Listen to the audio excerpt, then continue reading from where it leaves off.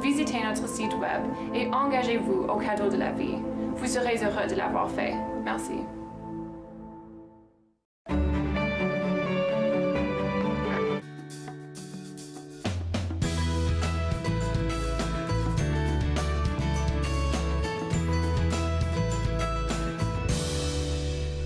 Bonjour et bienvenue entre nous exclusivement sur les ondes de TV Rogers. Je suis Claude Andrea Bonnier. Je me ferai un réel plaisir de passer la prochaine demi-heure avec vous.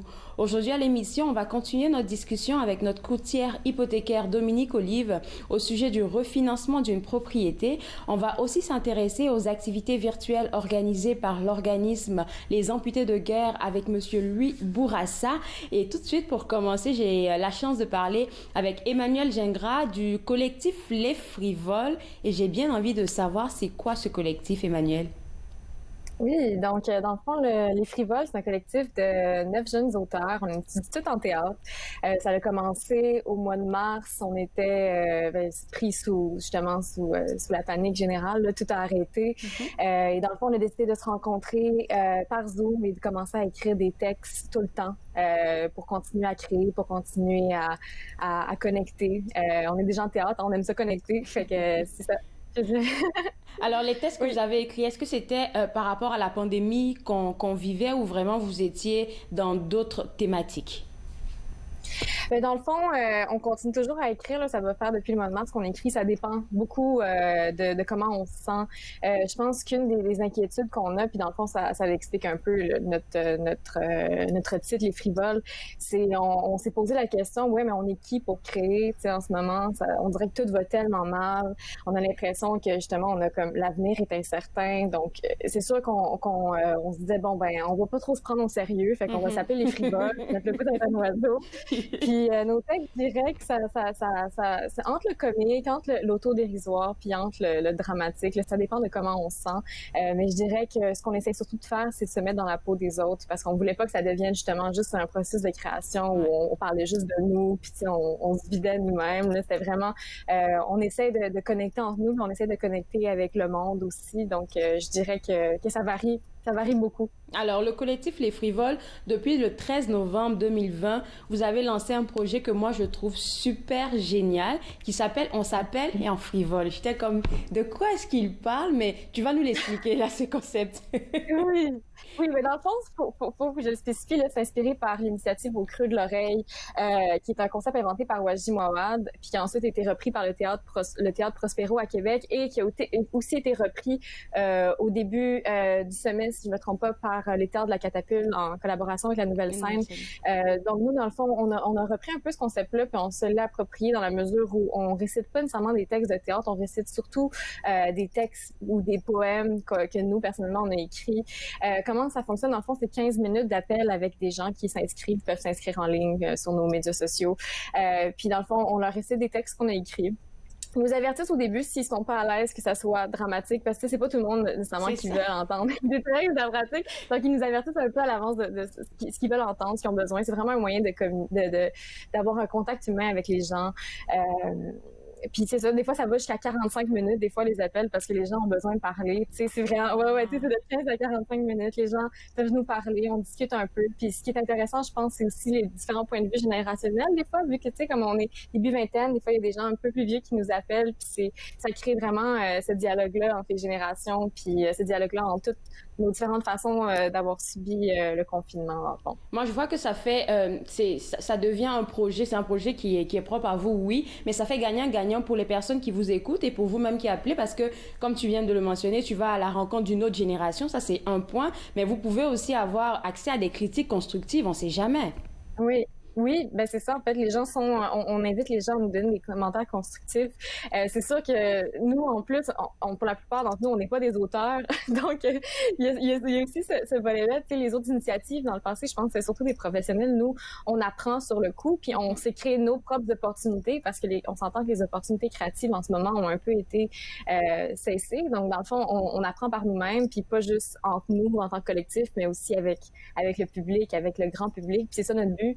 On essaie aussi de vraiment démocratiser l'accès à l'art. C'est un autre de nos mandats, tu sais, de comment comment on donne accès à la poésie ou aux mots aux gens de façon accessible, tu sais, surtout en ces temps-ci. Le monde de l'art a vraiment pris une autre tournure dans la pandémie parce que je sais que pour les pièces de théâtre, maintenant, il y a la possibilité de les avoir en podcast, de les écouter. Vous, maintenant, vous appelez les gens pour présenter vos œuvres. Écoute, c'est assez unique en son genre, là. Et bon, je sais que c'est gratuit. Si quelqu'un a vraiment besoin comme d'avoir accès à l'une de vos œuvres, qu'est-ce qu'il faut faire?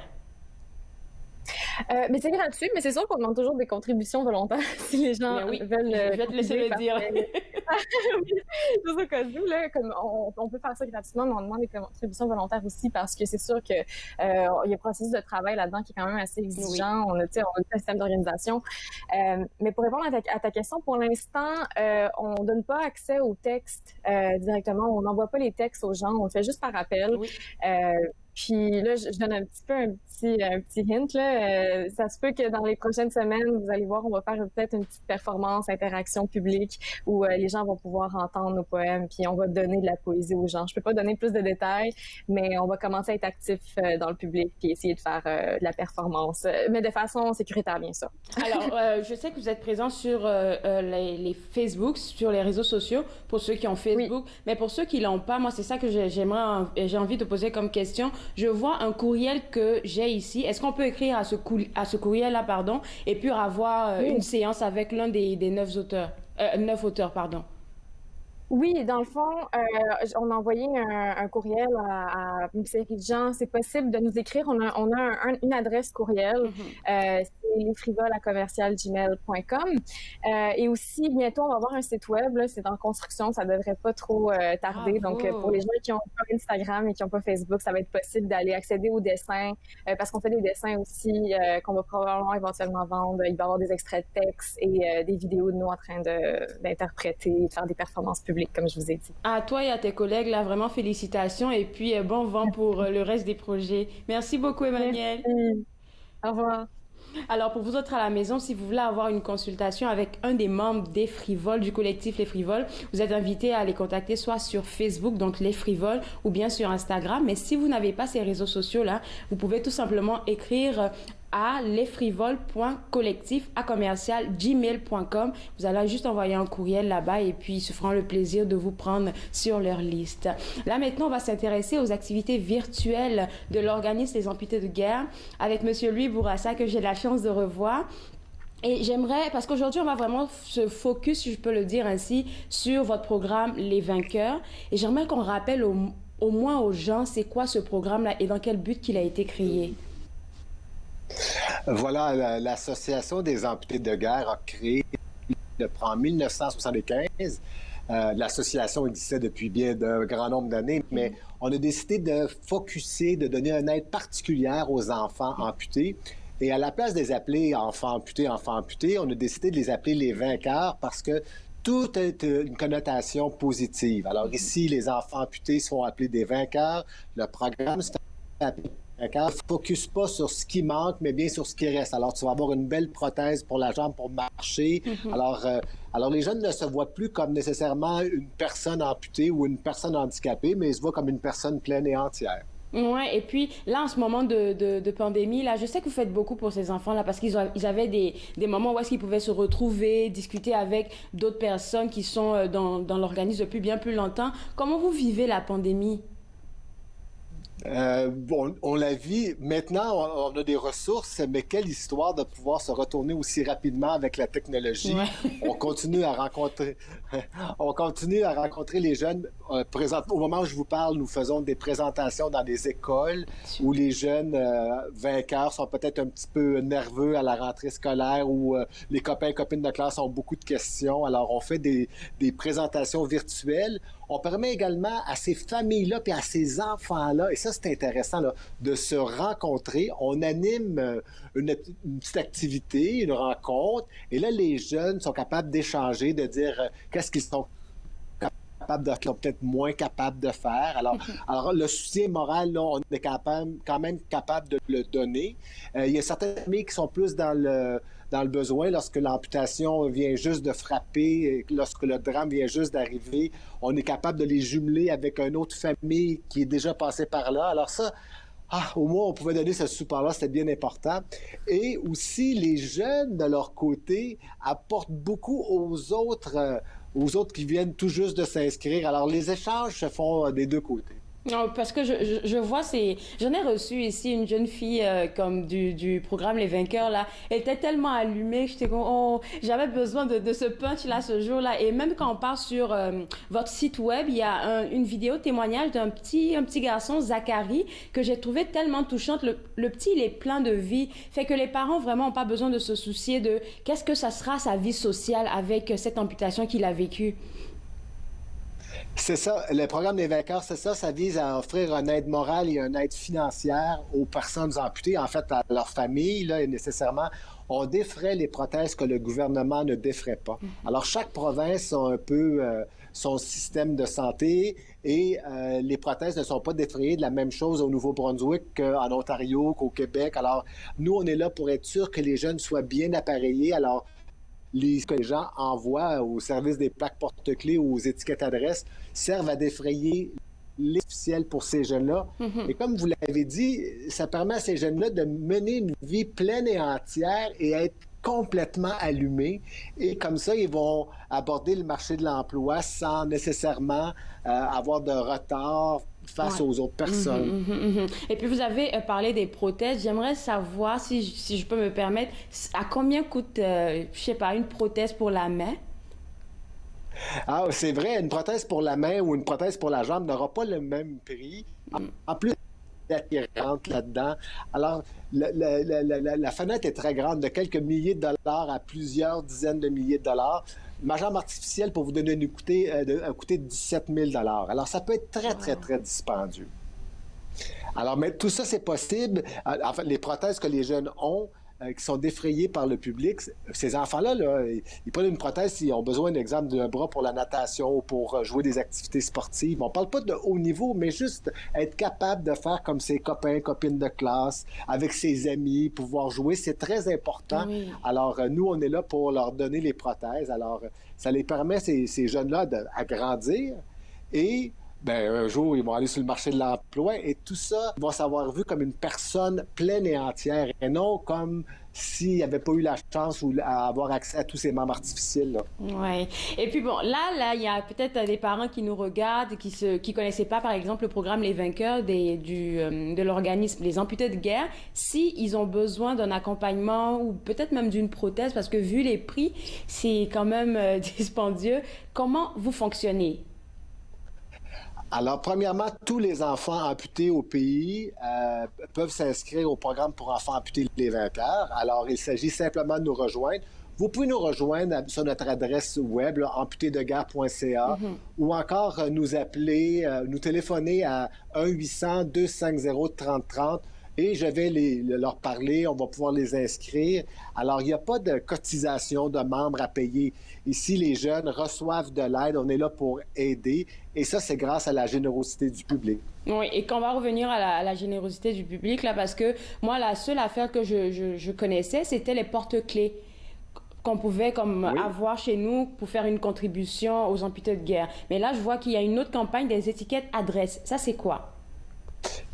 C'est ça. Alors, les gens qui ont répondu à notre envoi de plaques porte-clés se voient recevoir à titre gracieux des étiquettes adresses saisonnières. Alors, ces fameuses petites étiquettes-là qu'on va pouvoir coller sur les cartes qu'on veut envoyer durant la période des fêtes, aussi sur n'importe quelle correspondance, on peut identifier des objets qu'on ne veut pas perdre avec ces petits autocollants-là qui sont bien aimés du public. Alors, la campagne on est en pleine dans la campagne. Alors, les gens ont commencé à recevoir leurs étiquettes adresses. Et si jamais ils n'ont pas reçu, ils peuvent nous appeler. Et puis, nous, ça va nous faire plaisir de placer une commande d'étiquettes adresses pour qu'ils les reçoivent.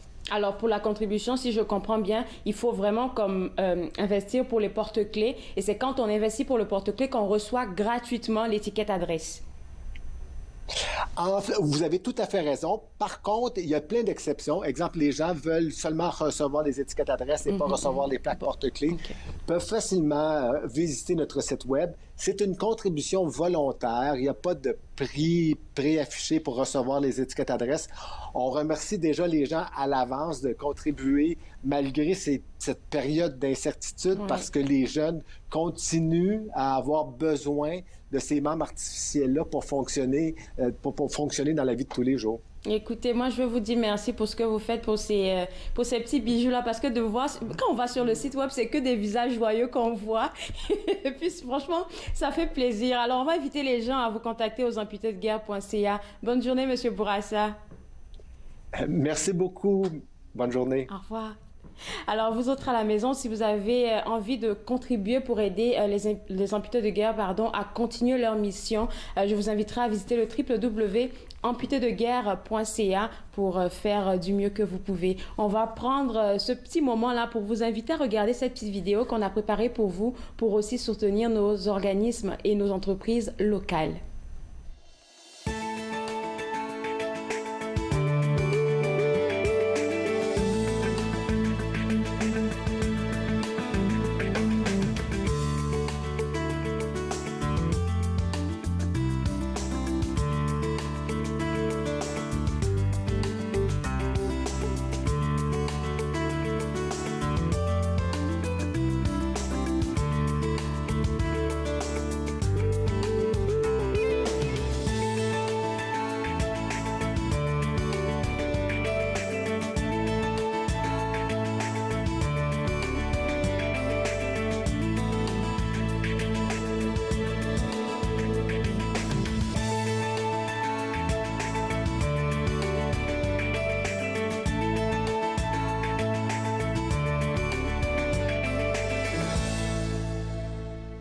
On va continuer notre discussion avec notre courtière hypothécaire Dominique Olive sur la question du refinancement d'une propriété.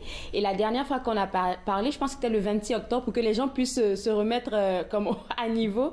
On a parlé vraiment de qu'est-ce que c'était, des questions à se poser avant de se lancer dans le refinancement. Et aujourd'hui, tu vas nous expliquer pourquoi monsieur, madame, tout le monde devrait ou penserait à refinancer. Bonjour Claude. Allô. Dans un premier temps, je voulais juste faire du renforcement sur le monsieur qui était là avant toi pour les amputés de guerre. C'est tellement important. Moi, j'ai toujours fait des dons depuis l'âge de 18 ans et j'en ai 53 aux amputés de guerre parce que c'est tellement important. C'est un bel organisme très important. C'est un très beau témoignage pour nos internautes. Ah oui, non, c'est vrai. Des fois, ça prend pas grand-chose, mais il y a des organismes qu'on croit plus que d'autres. Moi, celui-là, en tout cas, ça a été... Et il est important. Puis en plus, si on perd notre porte-clés, ben c'est pratique aussi, je te dirais. C'est ça. Alors, un bon coup, puis en même temps, un win-win gagnant. Pour le refinancement, ma chère Claude, oui, c'est ça. C'est pas que c'est important de le faire, c'est que il y a des moments que dans notre vie, on va dire, bon, ben OK, notre maison, elle a pris de la valeur. On a des rénovations à faire. On a nos enfants qui vont des projets, nos enfants qui veulent acheter une maison. On a des dettes à payer, malheureusement.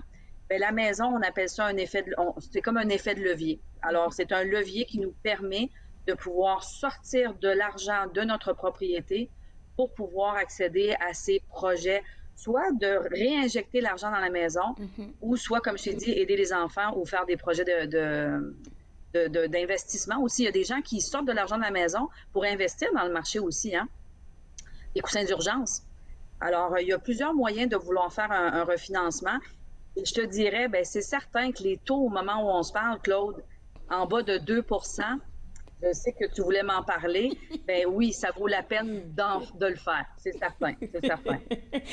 Alors, avant de rentrer, parce on avait déjà discuté un peu de qu'est-ce que c'était et tout ça, la session précédente qu'on a discuté, là, on va parler du processus. Mais avant qu'on parle du processus, j'ai retenu quelque chose que tu avais dit, c'est que quand on veut penser à refinancer, il faut vraiment... être curieux autour de nous, voir à combien se vendent les maisons autour de nous avant de se faire une idée de qu'est-ce que notre maison à nous pourrait valoir. Oui, exactement. Ça, c'est un travail très important parce que tu veux pas avoir de faux espoirs, puis tu veux t'assurer aussi que ton projet, si tu décides de vouloir refinancer, que tu as assez d'argent, on appelle ça de l'équité, dans la maison pour pouvoir la sortir. Alors, le travail à faire, c'est... Moi, je te dirais, à tous les jours, ce serait un travail de regarder toujours autour de nous, dans notre secteur. Il ne faut pas regarder trop loin du quartier, parce que chaque quartier a sa raison d'être, dans le fond, a une valeur qui est projetée selon la valeur des maisons. Alors, c'est toujours d'être curieux, de regarder et de parler aux voisins. Félicitations, vous avez vendu votre maison. Est-ce que ce serait impoli ou est-ce que je peux vous demander combien vous l'avez vendu? Vous l'avez vendu parce que dans le fond, ça va t'aider, toi, à te faire une idée. Parler de comparable. De te faire une idée, mais il faut parler de comparable. Puis on sait très bien que maintenant, il y a bien des secteurs, il y a bien des maisons qui se ressemblent. Ils se construisent et ils se ressemblent de beaucoup. Alors, il faut juste regarder que la finition intérieure soit à peu près qu'est-ce qui s'est vendu, mais ça nous donne une bonne idée. Sinon, un bon agent d'immeuble, c'est un professionnel ça peut être une future opportunité pour cet agent d'immeuble-là de faire de faire des transactions d'affaires avec vous plus tard. Fait qu'il peut vous rendre service, ça lui prend pas beaucoup de temps et il peut vous donner une idée des marchés, qu'est-ce que la maison vaut au moment où on se parle. Alors ça, c'est certain que c'est la façon la plus juste de le faire, je te dirais. OK, ça serait peut-être, on pourrait dire la première étape. Avant de penser... Ah oui, la première est la plus importante, c'est ça exactement. Sinon, nous, on a quand même... Moi, il y a une compagnie avec qui on fait affaire pour les évaluations. Maintenant, elle nous permet d'avoir un site qu'on peut aller mettre l'adresse, voir un peu qu'est-ce qu'il y a eu comme rénovation. Et ça peut nous donner une idée, une moyenne. Mais c'est quand même le mieux, c'est peut-être de contacter un agent d'immeuble qui nous a déjà rendu service et que plus tard, on veut travailler avec. Je suis sûre qu'ils vont être contents de pouvoir vous donner cette idée-là, gratuitement, hein? Gratuitement. Un autre point qui est relié à ce processus-là pour le refinancement, c'est les frais reliés à ça. Les frais, bien important de tenir compte de ça. On peut les injecter dans le refinancement. Ça veut dire que quand tu refinances, si tu dis, ben moi, je veux sortir, exemple, 30 000 d'équité de ma maison, alors je vais peut-être penser de mettre probablement 1 200 à 1 300 $ de plus pour justement payer ces frais-là. Claude, il y a beaucoup d'institutions financières qui font des promotions. Il faut juste faire attention parce qu'il y a des promotions, ça peut être bien, c'est correct, mais on appelle ça ils te donnent de l'argent, mais si jamais tu casses le contrat en cours de route, ils vont venir se rechercher ou ils vont venir se rechercher en double ou tu vas être obligé de repayer quand tu vas casser le contrat une deuxième fois. Alors, il faut regarder les promotions. Fait que un spécialiste, un bon courtier, qui a l'avantage de regarder l'ensemble du marché, va essayer de trouver ces promotions-là. Sinon, je te dirais, Claude, ces temps-ci, les taux sont tellement bons pour tous les clients que des fois, ça vaut la peine d'aller avec ce prêteur-là parce que le taux, il est bon, sans étoile, hein, parce qu'il faut faire attention au taux hypothécaire, parce que les banques sont très créatives de vous attirer comme du miel avec les abeilles. Tu l'as dit la dernière fois, il y a souvent des pénalités, donc il faut vraiment apprendre à comprendre qu'est-ce qu'on va comme je viens de dire dealer là, avec les personnes en banque. Oui, oui. Tu sais, Claude, là, moi, je suis dans un moment de ma vie que je suis contente pour moi. Je vais être égoïste parce que mon métier, c'est le métier que j'adore le plus. Je suis passionnée, mais c'est ce qui me permet aussi de trouver vraiment des bonnes offres pour mes clients. Parce que toi, monsieur et madame tout le monde qui partent à la chasse, parce que tout le monde va à la chasse d'un taux, c'est dangereux. Pourquoi? À cause de toutes ces petites étoiles-là. Et des fois, même nous, on les lit et il faut relire le texte 2-3 fois pour être sûr de comprendre la petite étoile qui est en arrière. Et des fois, la petite étoile, ils vont t'attirer avec un taux de 0,10 ou 0,15 ou 0,20, mais tout le monde, on est attiré vers un taux. Je te dis 2% ou je te dis 1,90, tu vas me dire, ben Dominique, wow, 1,90. On réfléchit non, mais c'est parce que le 1. Non! Exact. On est impulsif, puis on dit 1,90, mais la pénalité, elle peut être 3 fois le montant si tu casses le contrat en cours de route. Alors, tu te trouves à vouloir vendre ta maison dans 2-3 ans, ta pénalité qui t'aurait peut-être coûté 5 000 $ va peut-être en coûter 15 000 ou 20 000 $. Alors, est-ce que tu as fait une bonne transaction de vouloir simplement... Et 0,10, des fois, le Claude, là, c'est 2, 3, 4 $ par mois de différence. Alors, moi, je trouve que mon métier, moi, je suis pas une vendeuse d'auto, je suis une conseillère, une vraie banquière. Bien, on regarde toutes ces petites toiles-là parce que moi, mon client, je veux qu'il revienne me voir. Alors, je veux qu'il soit content. Je veux qu'il me lance des fleurs. Je veux pas qu'il me lance des tomates. C'est pour ça qu'il faut voir d'abord sa courtière hypothécaire, Dominique Olive, avant de penser à un refinancement de propriété. Un autre élément que tu m'as dit qui est super important dans le refinancement d'une propriété, c'est l'amortissement que je pense moi-même, je n'arrive pas à bien comprendre. Merci, Claude. L'amortissement, c'est la durée de vie, dans le fond, de ton hypothèque. Et tu as raison, parce que moi, je me rappelle quand j'ai commencé, là, je me disais, c'est quoi ça? Alors, une hypothèque, ça a une durée de vie, normalement, de 25 ans. Alors, quand tu achètes une maison, ton hypothèque, tu vas la financer sur 25 ans. Alors, c'est ça l'amortissement. Alors, si tu décides de refinancer et tu étais, mettons, à 20 ans, bien, là, parce que tu refinances, là, il y a une exception, on peut étirer ça à 30 ans. Mais Claude, la partie de 25 à 30 ans, c'est de l'argent qu'on laisse carrément sur la table des banquiers, des vraies banques, là. Parce que l'intérêt qui est chargé entre le 25 ans et le 30 ans, c'est vraiment, c'est pas du capital que tu te repayes à toi, c'est de l'intérêt que tu donnes à la banque. Fait que garder en bas de 25 ans, si on peut. Si on peut, le meilleur, c'est toujours de garder 25 ans. Mais un bon banquier, un bon courtier, un bon conseiller devrait être capable de travailler avec l'amortissement pour arriver à ton paiement, parce que le paiement hypothécaire est relié aussi à l'amortissement. OK. Alors ça pourrait être un sujet. Le refinancement, Claude, là, peut-être qu'on va en reparler, si tu veux, le mois prochain. Parce que il y a beaucoup d'affaires à savoir dessus, des petits détails. Oui, exactement. Puis malheureusement, Claude, j'arrête pas de le dire, à l'école, on ne l'apprend pas. À la banque ou à la caisse populaire, on ne l'apprend pas. Les conseillers, certains conseillers qui commencent dans le métier, on a un manque de formation dans les institutions financières, ne le savent pas. Alors oui, on va faire un beau plan d'éducation pour que nos gens puissent, quand ils vont aller à leur propre institution financière ou voir un courtier, c'est agréable, il y a une discussion qui se fait là. On ne fait pas juste prendre la décision pour le client. Alors j'aimerais qu'on revienne un peu sur l'amortissement, c'est super important, comme tu l'as mentionné, ça serait préférable en tout cas, si on peut, de le garder moins de 20 ans, tu as dit. Alors, 25 ans. 25 ans. Il y en a qui poussent jusqu'à 30 ans. En fait, leur hypothèque même, c'est jusqu'à 30 ans. Dans ce cas de figure-là, si on veut refinancer, c'est quoi qui se passe? Alors, pourquoi on va aller jusqu'à 30 ans? C'est parce qu'il faut se qualifier.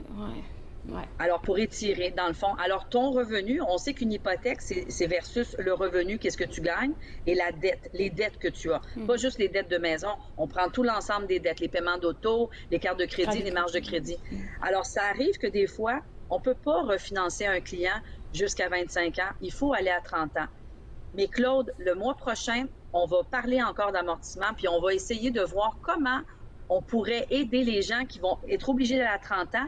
Quel est le truc qu'on peut faire pour qu'on se retrouve dans 5 ans et qu'on va être plus bas que qu'est-ce qu'on était? Parce qu'il y a une façon de payer l'hypothèque et de faire de l'argent nous, pas la redonner aux chers banquiers. Ça, c'est une bonne nouvelle. C'est ça, on parle la prochaine fois. Oui. La prochaine fois, là, on va parler des trucs reliés à l'amortissement. Pourquoi on ne devrait pas aller à 30 ans? Et c'est toutes des choses importantes. Mais le refinancement, c'est quelque chose qui est important. Merci beaucoup. Claude, je pense que tu avais une question pour les taux. Pour les taux, oui, puis ça sera pour la prochaine fois avec qu'est-ce que tu viens d'annoncer comme nouvelle là, parce que là on a terminé avec toi, on n'a plus de minutes, mais on va inviter les gens à te poser des questions à ton courriel qui est affiché à l'écran. Merci beaucoup. En tout temps. Au revoir. Alors pour vous autres à la maison, si vous avez besoin de poser des questions à notre courtière hypothécaire, ça sera à dolive@mortgagebroker.com. Et si vous avez besoin d'aller visiter son site web pour entrer directement aussi en contact avec elle, vous pouvez aller au www.mortgagebrokerolive.com et elle se fera le plaisir de vous accompagner. Alors moi, je me suis fait le plaisir de passer ces demi-heures avec vous. On sera de retour en studio demain à 11h. On va s'entretenir avec Ginette Gratton de la maison Marie-Louise qui va vous inviter à contribuer aux boîtes cadeaux offertes aux familles dans le besoin et même plus encore. On se voit demain, soyez des nôtres. Au revoir.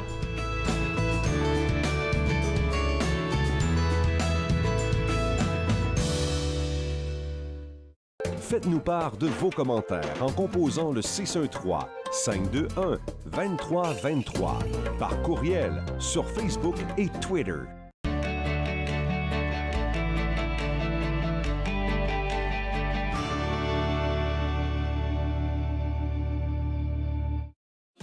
Cette semaine, à Notre en parle, je reçois Julie Richer. Elle nous donne des conseils comment être productif à la maison et au travail en ce temps de pandémie. Nathan parle, mercredi 20h, sur TV Rogers. Les commerces, les restaurants et les services locaux d'Ottawa font partie importante de notre tissu urbain. Nous pouvons les aider en ces temps difficiles. Commandez chez eux en ligne, achetez des chèques cadeaux à utiliser plus tard, commandez des repas à emporter ou à livrer, démontrez votre soutien sur les réseaux sociaux. S'il vous plaît, faites-le aujourd'hui. En savoir plus, visitez ottawa.ca/acheter local. Ne manquez pas notre prochain match de la LHJMQ, alors que les Olympiques de Gatineau affronteront les Tigres de Victoriaville en direct de la Bulle de Québec. C'est un rendez-vous ce vendredi 19h sur TV Rogers.